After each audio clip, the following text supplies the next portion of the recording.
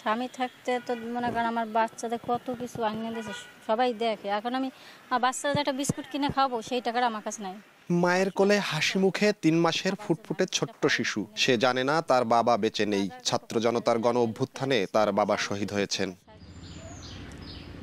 গোপালগঞ্জের মুকসুদপুরের গঙ্গারামপুর গ্রামের ছোট্ট জীর্ণ ঘরে ছিল স্ত্রী সন্তানদের নিয়ে বাবু মোল্লার সুখের সংসার। ঋণের টাকা পরিশোধের আশায় রিকশা চালাতে রাজধানীর ঢাকায় গেলে বৈষম্য বিরোধী আন্দোলনের সময় গুলিবিদ্ধ হয়ে চিকিৎসাধীন অবস্থায় মারা যান বাবু। একমাত্র উপার্জনক্ষম মানুষকে হারিয়ে ৩ শিশু সন্তান নিয়ে মানবেতর জীবন কাটাচ্ছেন তার স্ত্রী। বাচ্চাদের খাবারও ঠিক মতন জোটে না এখন। অনেকটা অনাহারেই দিন কাটাতে হচ্ছে শিল্পী বেগম ও তার শিশু সন্তানদের।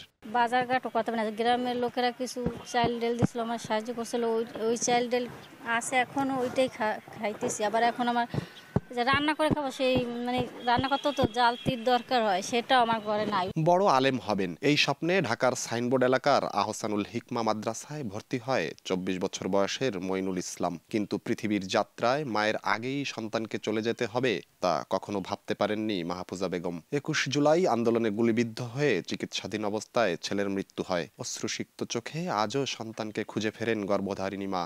অনেক ভালো ছিল আমার সন্তানের রাজপুত্র ছিল। আমার সন্তানের মতো সন্তান হয় না পৃথিবীতে, ওরকম সন্তান মনে আর কারো নাই।